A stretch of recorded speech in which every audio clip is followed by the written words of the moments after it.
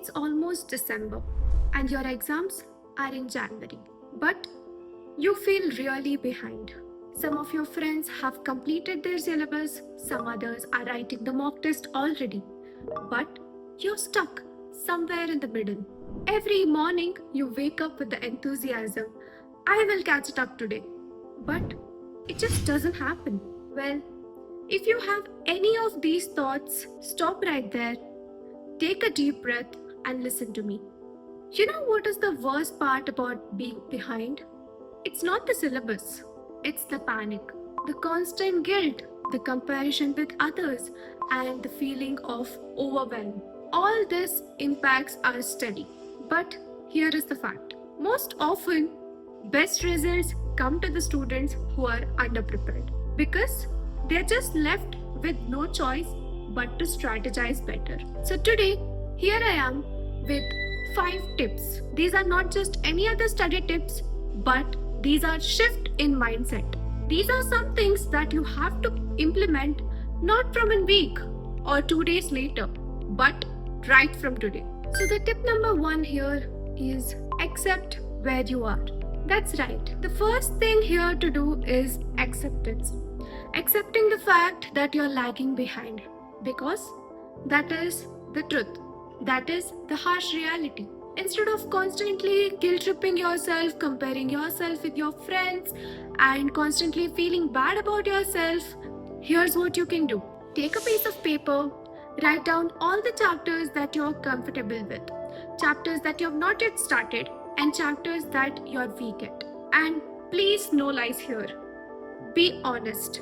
Not even, I have read this once, let me deal with it during the exams. Once you put all this in the paper, the monster in your head becomes a problem you can solve. Once you see this right in front of your eyes, you will understand how to deal with it. And trust me, some of the students who are lagging behind will be the ones who will pass it.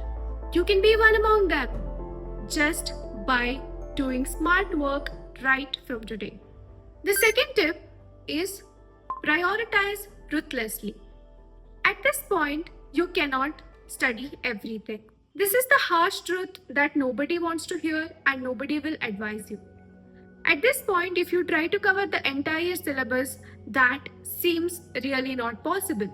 So you just have to understand that prioritization is the only key here for you. What you need to do is, first thing, take out the past question papers, RTPs, MTPs, and understand the pattern. Understand the chapters that have been constantly tested. One another thing that you can do is take out the chapter-wise weightage given by the institute. Find the patterns, analyze the chapters that has heavy weightage. Now, categorize it into chapters that are simpler with high weightage. These are your quick wins. Chapters that are a little tricky but yet has good weightage. Give it some time, see if you have already studied it, then it's good for you. If not, see how much time you will need and invest some time to study that. Then comes the hard decision. That is the difficult topics but maybe with less weightage. These are the ones you may have to let go. I understand. The question immediately here is, what if it's the only question that is tested in the paper? Well, that cannot happen, but I cannot assure you that there will be no question from those chapters. There definitely will be, and even the weightage might have slight variation. There's always a 50-50 possibility. But spending 5 days on these chapters and neglecting the 3 or 4 easy chapters doesn't seem to be a good trade, right? So this is where your prioritization and understanding what is important and what are your quick wins will help you. The third and the most obvious tip here is cut out all distractions. When I'm telling you to cut out all distraction, first thing, I'm not asking you to be a robot here. You need to focus on the non-negotiables, eat well, sleep well, and be healthy. But I'm also talking not just about the obvious distraction like social media, mobile phones, etc. Cut out also the not so productive distractions. For example, at this point, stop making beautiful notes. Rather, just use highlights and sticky notes. Stop referring to 10 revision videos on same topic. One good explanation is good enough. The next one, you do not have to attend every social event.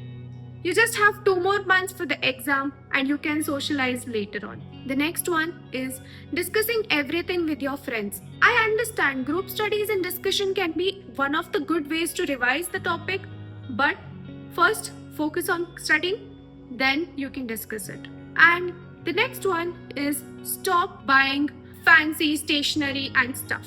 This is also a part of your productive time wasted. So, here's what you can do. For the next 2 months, keep your routine very simple.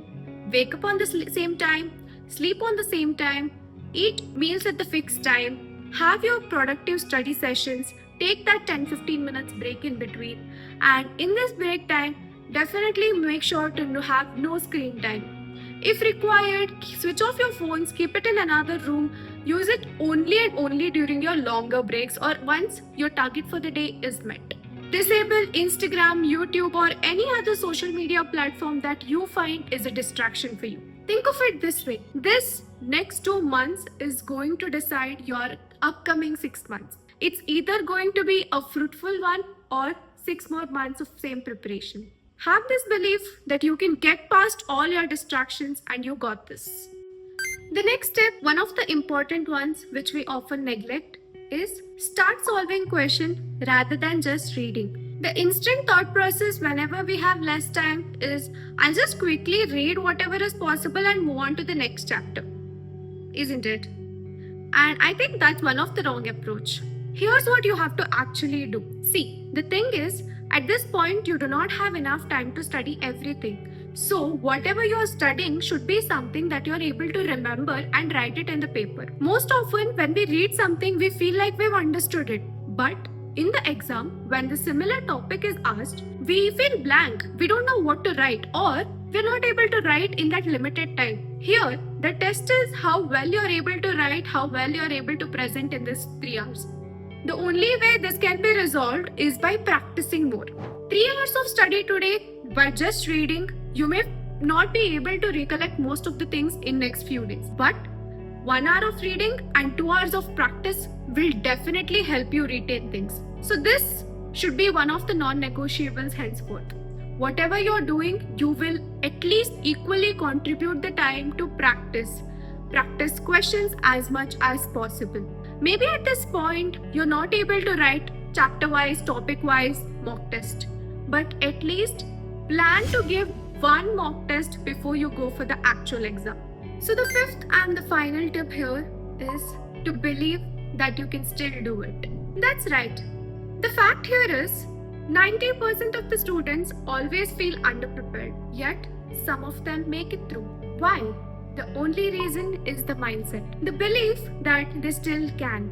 Students who feel like they're already behind will not even try to give their 100% in the limited time that they have. But here's what you have to remember. Exams are not asking for perfection. It's about that 40 out of 100. You don't need to know everything. You just need to know enough. You don't need to be overly brilliant. You just have to be smart. So right from today, focus on that smart work. Every time you feel underconfident or you have negative thoughts, convert it into something positive. Tell yourself that you've studied the important topics, you know how to present, you are confident, you're trying your best, and definitely you will see the results. In this era of Instagram, we all have heard about the power of manifestation, isn't it? So now is the time to put it to practice and see its magic. Put in your efforts and believe in yourself. You can definitely do this. So, let's have a quick recap of our 5 tips. The first one is to accept where you are. Second is to prioritize ruthlessly. Third one is to cut out all the distraction. Fourth one is to practice more questions rather than just reading. Fifth one is to believe that you still can do this. So, if you have liked this video, please hit the like button, and I want you to do one thing for me. Use the comment section, write down that you're not giving up, stick to it, and make this dream your reality. If you have liked this video, share it with your friends and do subscribe for more such videos.